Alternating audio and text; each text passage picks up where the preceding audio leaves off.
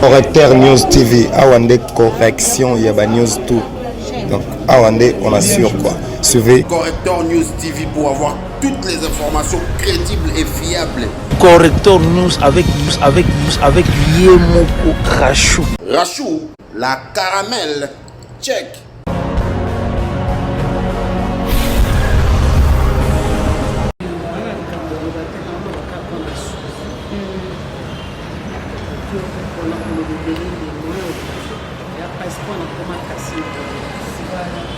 Moi, tu vas souvenir avec les Pinao. Souvenir de kasi attendre ngande na zama Suisse. Bango ba sangwa luana bango sa kone. Ça va bien péter ça capacité. Dia on va péter on rejoindre souci. Eh, na jeune était. Na petite maman. Pe cliente na. Ya tu vas bloquer dans la bonne. Maman linga yebisa biso quand même ba bon moment passé na Suzy bantu azaki muto akanda to azaki esengo be moni ai fo na kibanjo ntiya kubaza ka bien na biso azaka respect na biso atazala na ba mutema na ya mpuse na jamais aluganga likambo de sona ka so moninga ya benga ngai ngata be aka supérieur ngo kombo na film toujours la film de télé mais après moi maman chaponnet toujours ne pas film voilà est-ce que par rapport à tout son art parce que les lois sont na mona balobelaka papa tsengo makasi par rapport à musalo asalaka na motema na yo na art Suzy bantu a marqué pe quand même la façon de jouer là marqué pour quoi ça moi ayi kula musala ka yebi watu mwenye alingaza vraiment na mawato vipe mama na biso ya groupe salongo donc au cas to so ka ba mama mbote mama bonne santé bien to ka le lo les de bien ça donc bino mama obo bani musala li bofu na bango on va nous on a eu les choses parce que vous en avez une société voilà ça qui n'a rien de ça ça me prend ça ça me tape ça et puis vous avez pas mal de tu as quand même bien que tu zoom là na mtu boya mukila we bate moi pe na ça commentaire ya mingi zate za mpe mtu yaki na mukili et asante Kolo kapeli waya olo travailler trop kokodjoko. Liwe sala kapasi. Voilà. Liwe zala kisengote. Na kanse sengo zala na obuta. Na liwa sengo zala kapasi. Kolela na kolela. Voilà.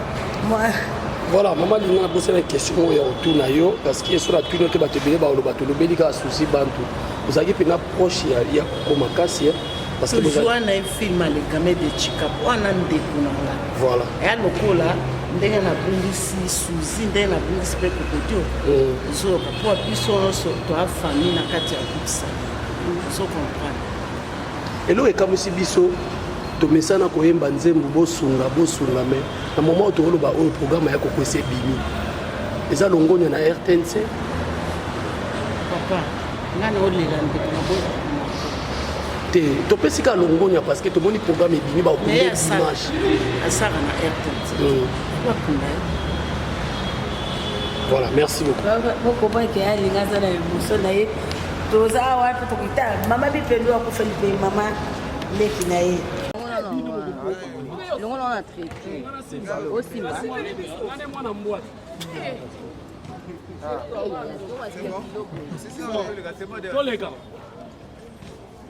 On pose la question polémique. Droit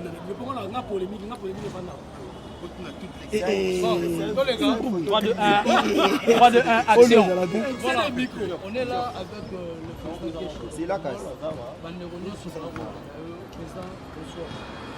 Bonsoir. Ouais, ça va. Voilà. Ça m'a payé, mais ça va. Ok, mes condoléances tout d'abord. Avant de retour au Talayo, initiative de la Conseil d'artistes et notre familier, à ça que tu tirais à même pas, nous t'es bien. D'abord, en premier, souci apporté à la corporation des artistes. L'initiative, c'est d'abord l'initiative des artistes. Moi, j'aimerais que le cadre, jusqu'à cadre, et un babisso, je dois dire, Souzy, bien qu'elle appartenait aussi dans certaines associations, notamment la dynamique des artistes et culturels du Congo, dont je suis le président, et mon réellement vivant, aux directement de la présence budget, à inquiéter aussi, donc voilà, mais en premier, alors pour apporter la corporation à l'artiste. Mais ici, quand Osengaki et Sankisabiso, tout le monde a dit sans qu'on vous donne des parce que Souzy Aza, il y a les bras et faciliter les ressources pour les tâches, il y a un peu il y a un autre préféré qui a le cadre de la PC, l'initiative des outils d'un artiste et pour cela qui n'a présent et nommé dans les conditions de la PC. Là, il y a beaucoup de gens qui ont des soucis à partir de la question de la vie. Il y a chaque cadre, il y a même cadre où ici, quand on a la vie, on peut y soucis. Non, c'est meilleur en concertation. Mais quelque chose soit seule décision à ma société. Pour le bazar, le président Lomé, le président Massou.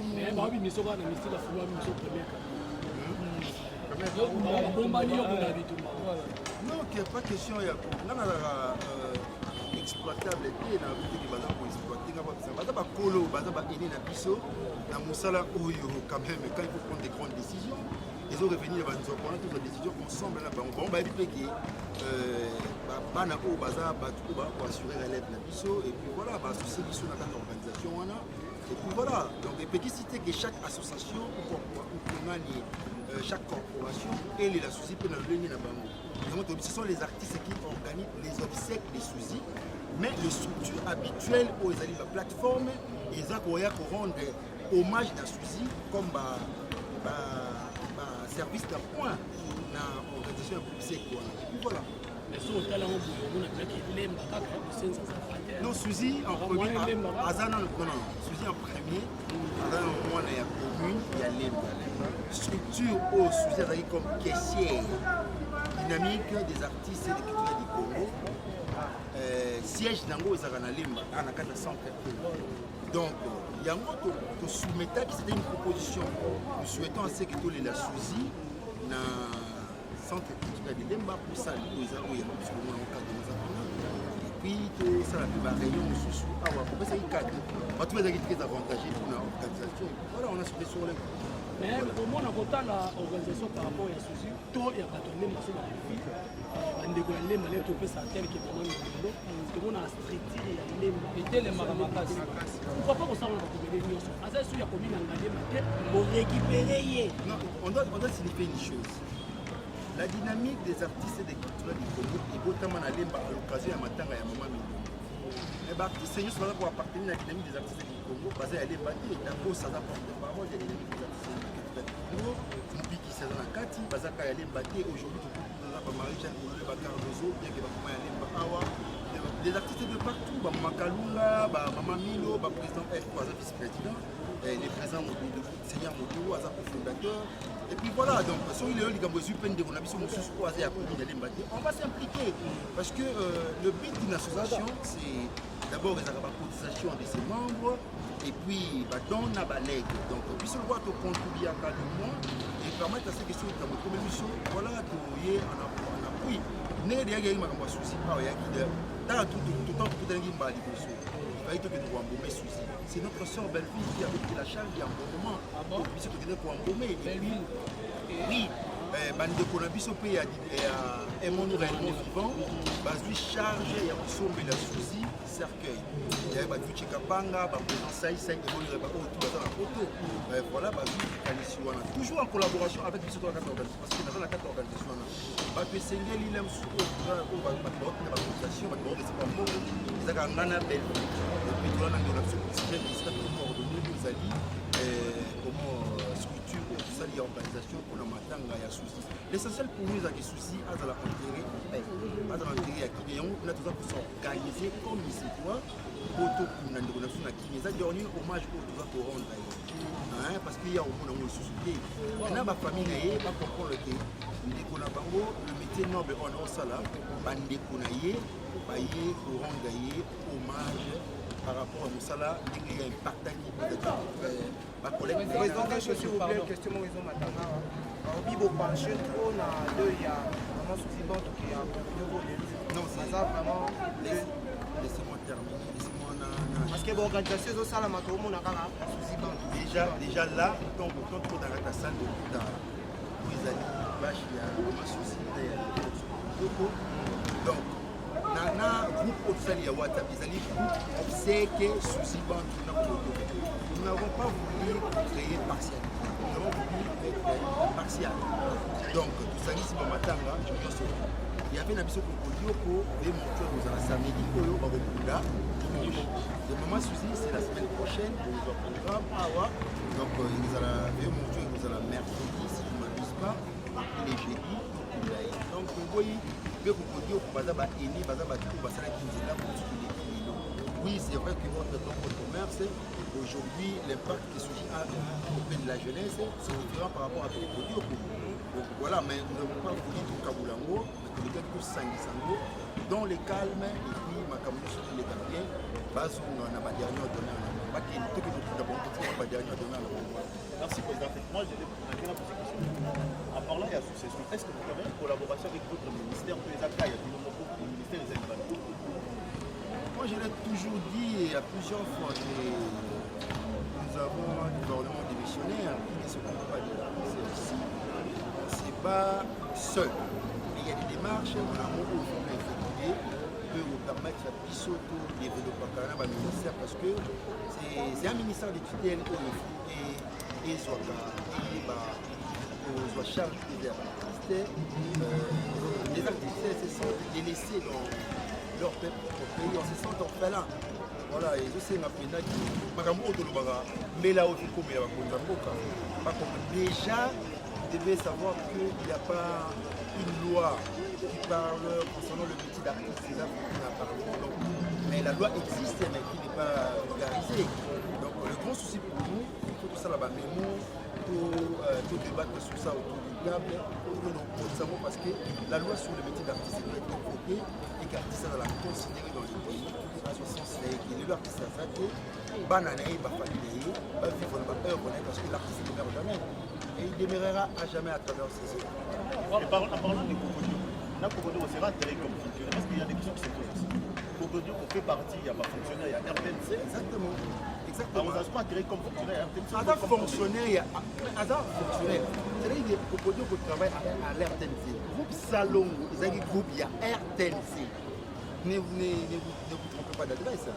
Hein? Donc, Kokodio, la RTNC a éduqué, fonctionnaire là-bas.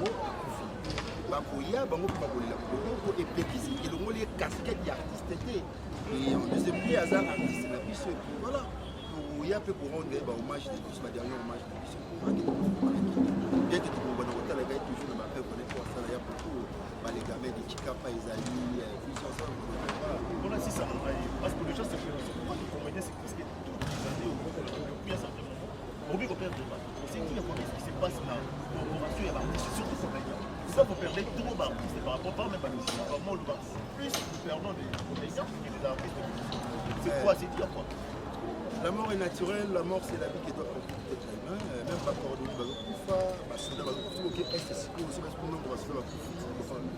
tout cas, vous en avez idée. Les comédiens, chaque année il y a des morts. Il y a des morts. La mort est naturelle, les secrets de la mort, Dieu sait comment. Qui suis-je? ngai pona nalobela makambo itali loi po ni kufa il faut na kufa tana pour est-ce que nous po ni kufa donc peut-être dans le sens on a kufa te bonina zino na kufa te kufa pour ni donc le secret de la mort nzambe ndem taye bien ngoti que nzambe charge. Moi j'avais une question s'il vous plaît président Guécho le lot moni artiste et comédien va comment va compte rendre à internet azwani problème na ndeko na ye aye na internet pour ça la compte tant que président, deux choses. L'Internet n'est pas un cadre pour traiter les différents avis. C'est pas important. Dans Internet, vous avez comment on doit traiter les différents avis. Est-ce que pensez-vous que ce qui est au moment sur Internet, il y a moyen de solutionner les problèmes de vie? C'est pas important. Sauf vos lignes de commun à solo, si tu as un problème avec, va vers lui. Va vers lui, il est lui comme ça que ça va pas, tout ça. Au moins, il y a bien au faut éviter de faire des choses. Et on commande, on soit Koufi, et moi, vous avez un problème, pour les lignes sur les. Et ça va problème avec les tout le monde voilà, il y a petit cali, comme il se doit. Il faut faire très attention. Et puis il faut savoir pardonner. Il peut y avoir des problèmes. Le pardon est une puissance militaire. Nous devons savoir pardonner les uns les autres. L'amour du prochain doit exister. On a des problèmes, on a toujours des problèmes. Moi j'ai défini les problèmes. Les problèmes c'est une situation qu'on a des problèmes qui fait des problèmes une solution. Dans tout problème, il y a toujours des solutions. Pourquoi ne pas trouver la solution à la problème? Et puis il y a autre chose. Le problème, on les traite et puis ça part. Les problèmes, on les déplace pas. Si on déplace les problèmes reviennent. Il faut traiter les problèmes et ça part. Mais ça question, les autres ont un phénomène matière. Nous sommes orientés par comédien qui ont phénomène matière. Comédien na kufi boye wa kufi kwa mobali moko mwana ke ko wa kufi pona bandeko bazaki na souci na azaki na souci bandeko na lobela e mabe na mutema phénomène matière na boko si sango te non ya batu na ba vu na bino non seulement bino kaka na ba comédien basala ba chef nous alingile musala problème a kota ba tu sais mbongo oto luka si on dit bien dit yango bele so problème de chacun de nous cherche l'argent à son coin et il peut tout faire pour se trouver de l'argent. Comprendre, mais il faut toujours en être ça. Nous sommes sur cette terre. Tout se paye ici-bas. Nous avons tout ça c'est awa et que tout dans ma nous sommes tout ça là au foot à Maka. Cherchons à s'arranger pour que nous ça va pour on va dire sur le plus bas évitons pas problème en matière au Est-ce que vous promettez que le phénomène matière est au mais suivez les émissions. Ça va oui. Problème les gens ne savent pas respecter les mots. Même notre pays c'est un problème sérieux parce que faut respecter le mort ne sont pas morts. Bakivaka pembeni na biso. Vous comprenez la famille na bino otani vraiment la ndeko akenda. Mais bon, le comportement de maman Céline, il est revenu. Les morts vivent parmi nous. Nous devons savoir respecter les morts. Les jours, allez vers le cimetière. Pour entrer Naka ici, c'est très important pour nous. Allez dans les pays, dans l'extérieur, voyager pour que les Libanais, bon, on a commenté ce qu'on va considérer ici. Ils reviennent pour parler pourquoi vous tirez à vous. Pas vous dire dans l'autre moment vidéo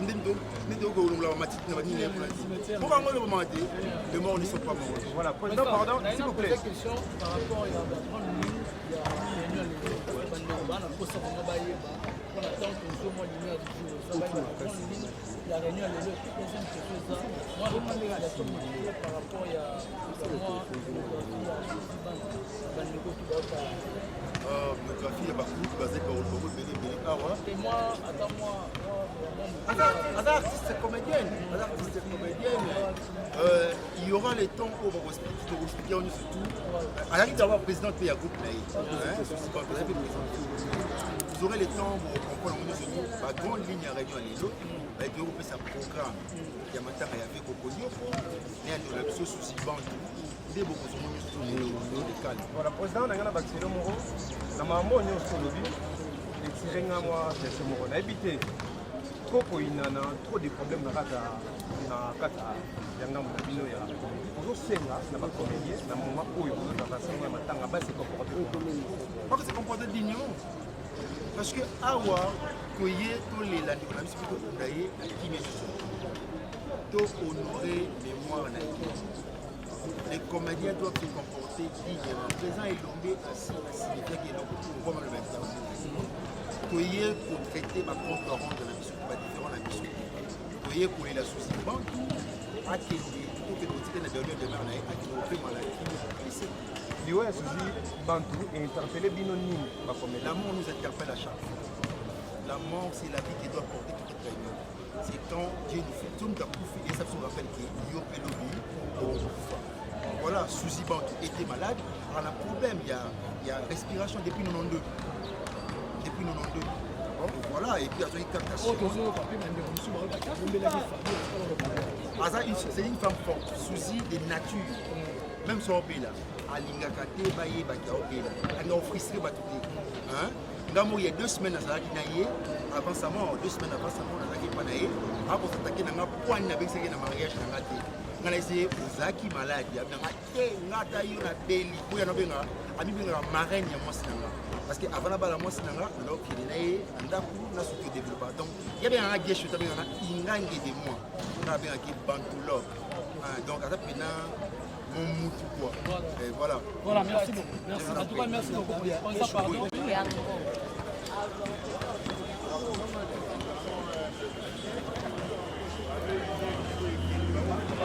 bozanga na bazoom bobandi musala okala bozonga nsima bozanga na bazoom bozanga na bazoom poko etufe na moto azoloba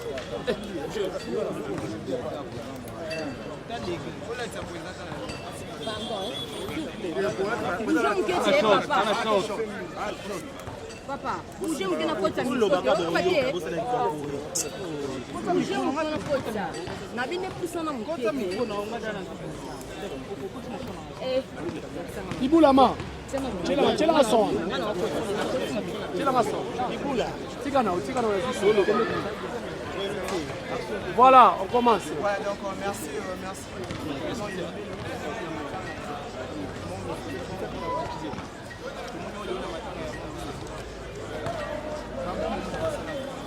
Non, je crois que le lot, ce n'est pas l'occasion de parler de bons moments. Nous avons matanga ya souci kakate, nous avons les comédiens, nous avons matanga ya souci na kokodio. C'est vraiment global. Ce n'est pas l'occasion de parler de bons ou de mauvais souvenirs, il y a Bandeko. L'opinion, c'est que Tokufeli, Kokodio, Shimat Kale, Tokufeli, Souziban.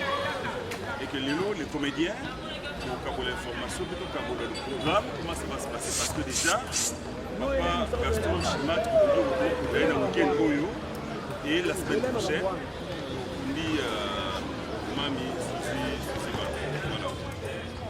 C'est vrai que certaines langues pensent que Bazala qui négligé, les 2 morts sont des morts naturelles. Kokodioko Abela.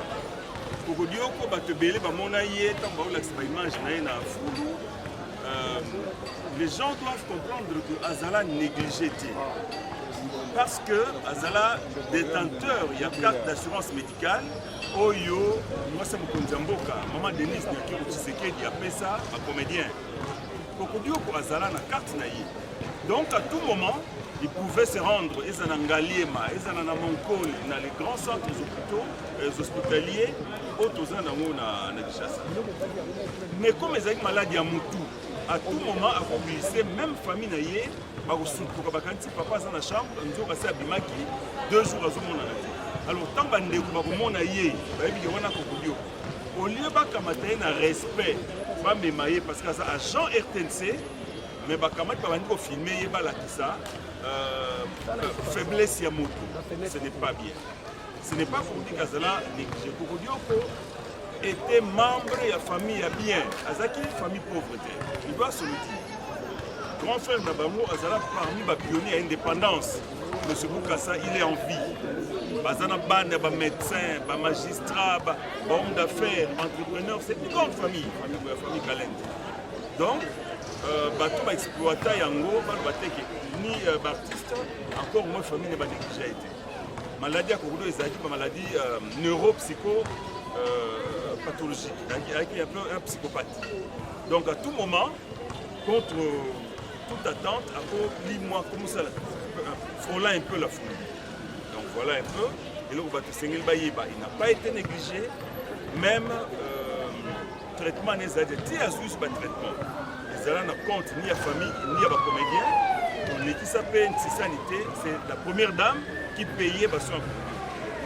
Et c'est aussi l'occasion pour remercier certaines organisations lokola Kokanisa, chaque Congo qui de temps en temps sur Bamonaki, Bagendo Kotalaye, Baïdaki, tous les Congolais, c'est une bonne chose. Et comme élément de chantage, il va bien souffrir. Alors pour la Mami Bantou, Souzi, c'est pareil. Elle a été malade. À côté de l'hôpital, il y a venu dans le Canabiso. Problème, il y a poumon, tout le monde le sait, c'est pas un secret. Parce que famille, la PCBISO, information depuis 1992, la Subisaka, extraction, il y a liquide dans le poumon. Peut-être c'était mal fait ou comment, et affecta poumon. Les années après, vous voyez. Et elle a été prise en charge à la maman Denise Niakina. Maintenant que Ata Osubasu Andegeni, la vie et la mort, les alliés en Zambie. Nous ne vivons pas parce que nous vivons par la grâce de Dieu. Et nous mourrons aussi quand Dieu décide que parce que c'est le chemin pour tout le monde. Et tant Bakoufi, la distinguée première dame, a mis le paquet comme donc il ne se passera pas de Tsissani, il ne se passera pas de demandes d'aide, mais il n'est pas exclu que Mouto Yaza touché, nous a très bien à Souzi, non on a reçu les robes, il y a on a reçu les cercueils, comme notre il y a Aimons nous vivants et beaucoup d'autres structures, va se prononcer à ça la symbole moko. Tout ça va bantou. Attends président Tshisekedi, que je cite, ceux qui ont dans la famille, c'est notre tradition. Bien que première dame, Akundi Bandekwana, a fait ce moyen pas dignement, il n'est pas exclu na Moutou Aza un souvenir de Yamalam, ou Lingi artiste à apporter soutien. Non mais madame, monsieur, vous voulez m'emmener où? Nous avons un président qui a remplacé papa Joseph Kabila Kabangi, qui est le sénateur à vie, qui a son épouse, maman Olive Lembe, qui a beaucoup aidé les artistes et qui continue à aider les artistes. Quand tu poses une question comme ça, vous êtes. Maintenant, nous avons un président qui s'appelle Félix Antoine Tshisekedi. Quand on parle de la première dame, il n'y a pas de ex-première dame, ce n'est pas une fonction. Ce n'est pas une fonction que non, ex, non. La première dame s'appelle Denise Niakina. C'est elle qui est chef de l'État. Non, ce n'est pas une position donnée de tous les Congolais le savent. Alors, par rapport à Papa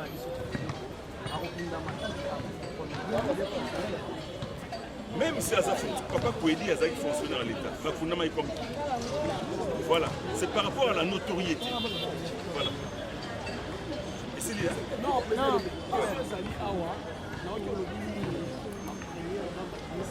ma première dame, la première dame.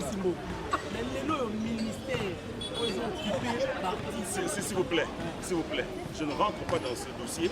Nous autres, ministère T, nous parlons de collègues artistes qui sont morts et qui ont été assistés à Bassoua Nabango, Nakoufa Nabango. Le problème du ministère, vous êtes de la presse, je pense, allez de la culture, allez poser cette question au ministre. Merci. Papa, le gars qui va ministère c'est ça.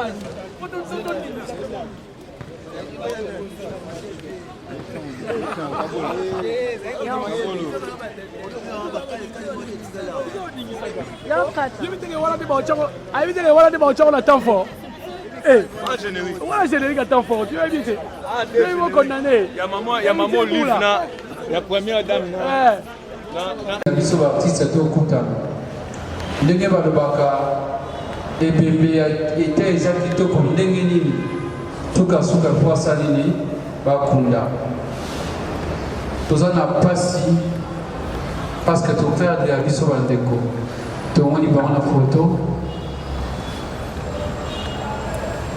yango ntina tosangani awa po ndenge nini tokosorganize. Dans quelques minutes, tu refais ça, Maloba, le frère président Elombe. Il y a pour Kambabiso tout au long de la réunion. Toyeba, Ndengeni Tokosada, Ndengeni Wakambo et Koleka. Pour le moment déjà, Pébi qui m'attendra, il y a des relations Souzi, les alliés à Wanalemba, na avenue Manzila. Numéro 2, entre référence station Salongo sur bypass, station Salongo na garage Lokole. Matanga ya ndeko na biso Kokodioko ezali na avenue Boyata Sire Moshi na commune ya Lingwala. Bisika wana mibale biso b'artiste esengeli na biso tokomaka déjà en attendant tout ça la relever encore. Avec respect, je vais donner la parole à président Elombe oyo akokamba biso tout au long de la réunion. C'est pas facile. Je vois Maman Boli faire couler des larmes parce que c'est pas facile. Je vois Maman Linda, je vois les générations Nizalakala, Yakatika, Yassika. On a ça pour montrer la force d'une corporation et les artistes comédiens sont un. Voilà, je donne la parole au président Elombe pour Kamba Réunion, tout solo la Negenini Makabekolega, Péni de Rossal. Merci. Bonsoir Mandeko. Merci CG. Merci la présidente Daga. Moi j'ai président il y a la jeunesse Salimba pour permettre un peu ce cadre où tout ça va sur la maçon il y a des conditions. C'est bon. Donc c'est jaloui, il y a tout le monde. Nous sommes pour na matanga où ils sont comédiens. Et comme tout ça est fort, tout ça est uni, la diversité de la mission, il y a autant tout ça un problème, tout ça fait fort, on a tout solo là ensemble, comme dans une famille. C'est bon? Collègue n'a pas de souci à Koufaki samedi, à Togo, na clinique médecin de nuit, à Gombe. Et pas Wapi, à Zaoula, à Bassoin. Et grand frère Nabiso Bokodioko, à Koufi, il y a Koufi Nandaka. La mini-corps est allé exposé, na gardé plutôt na mort, il y a clinique quinoise. Et souci, à gardé la clinique, na mort clinique cinquantenaire. Ce sont ces deux cas où il y a réunir Bisso à Pokoyero. Déjà, c'est que Bandeko, na presse, les alliés sont la mission, avec que Bandeko Bakoufi, des morts naturelles. Moko Takoufi na accident, Moko Takoufi na poison, Moko Takoufi na assassinat. Et là, qui grand frère Kokodioko, Kobelana et Oumeli, a un problème neuropsychique. Ils ont salé par moment à Bungi Nanda, Nabango. Pendant que famille ils ont cancer dans la chambre là, ils ont 3 jours à ce moment en été, ils ont caillé dans le soubaki mon année qui dans une poubelle, à qui mon année na Selimbao à se transformer en roulage et qui est toujours pour récupérer. Mais ce qui est déplorable pour le Bango Awa, les comportements congolais comme les l'homme doit en passer, vous devez secourir au banane pour filmer, alors qu'en ce moment-là, on a besoin de secours. Tout le monde na likama uzui mbo abomi mwana na njili batu bazana mbiba weli na nanu bangonyo selongo bakanga mbo wana batiki ba film bazo makasa ko filmer comment le chien était en train ya kuboma mwana pour battre le TikTok bazo ba vu et consort. Et c'est le cas. Il y a collègue Namso Shimat Kalen au Dioko. Batu bazali komone na balabala ba préférer ba kangaye ba photo batia na ba TikTok botala ko Dioko comme il bon alors qu'il était malade. J'aimerais aussi dire que Kogodio Bazali est une famille pauvreté. Pour battre au Kansa, bon, des bazamons de Shimat, Kogodio, non, Azali une famille respectable. De tout son temps, à l'éclaté à mendier, à Salam Salane et artiste, malade à moto, Et ça, imprévisible, ma réaction est imprévisible. Et pour ça, nous, il y a abandonné qui était. Parce que, oh, il y a plus d'artistes, nous sommes là, derrière la caméra, ils ont un petit c'est pas tout le monde qui donne un pain pour mobiliser la caméra pour la PC pas. Donc, il y a à travers les réseaux sociaux, et ça juste été. Dimanche, samedi, nous avons une veillée mortuaire, il y a Papa Koulioko, à Asanef.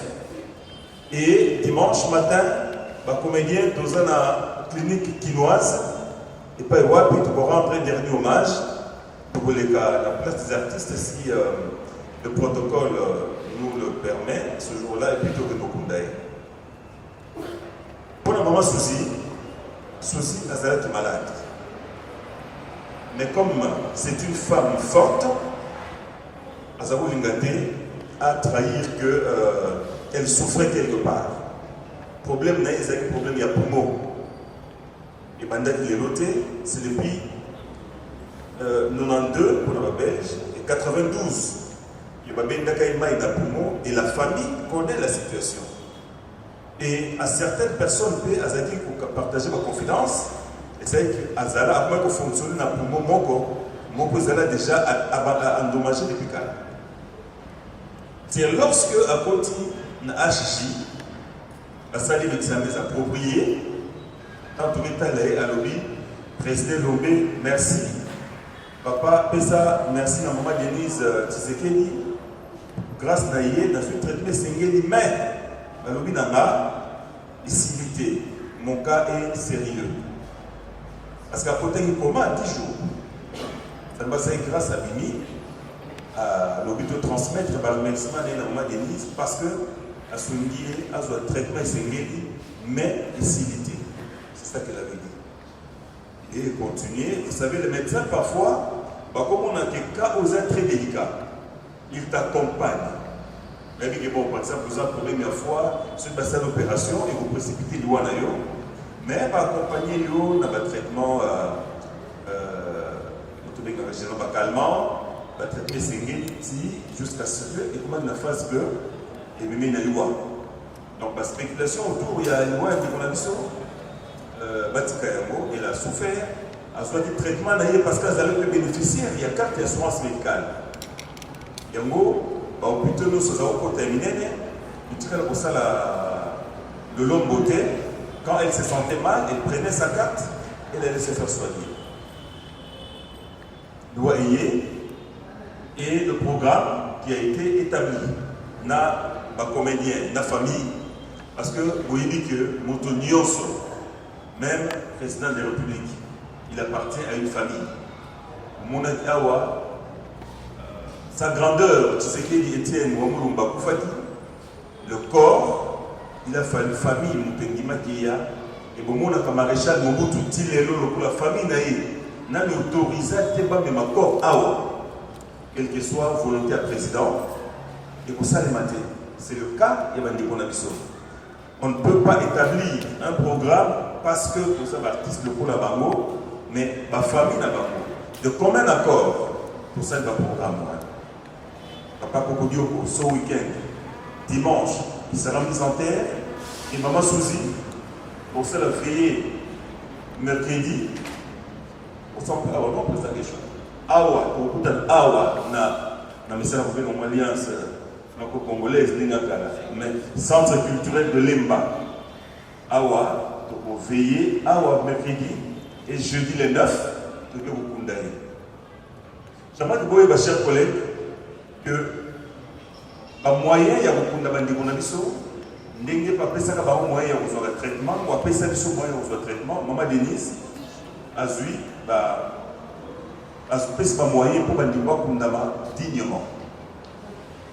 Dignement. Et qu'est-ce que nous allons faire, nous artistes? C'est d'adopter une attitude Yamata.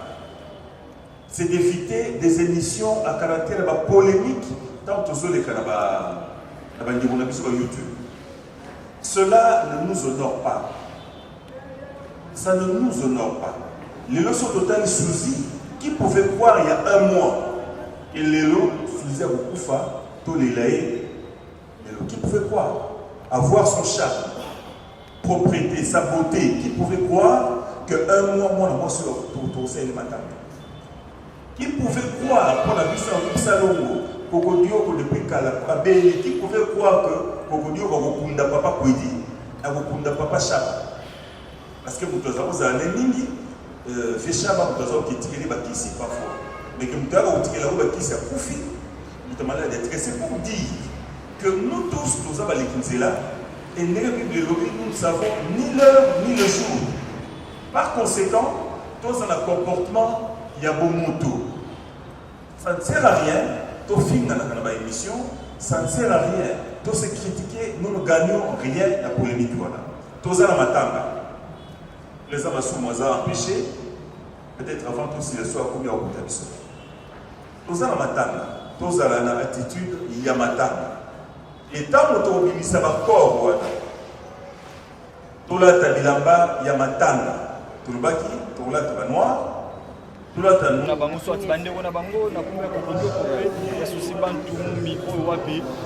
nous ça la passe. Nous avons besoin du Cameroun. On va ouvrir. Nous interviewer par rapport à la relation Bazaki Nango. Na Susi Bantu, bien na Ndeko Nabiso, Papa Nabiso Kokonyoko. Le président du Cameroun, ce soir. Président, les condoléances parce que votre coup ça a été l'artiste Miami va aller pro yo. On va taper propre na bango. Enfin, na bango petit lo bazali un mot par rapport à vous. Tant que vous avez un sang matanga ya Susi Bantu, on est pas Kokonyoko.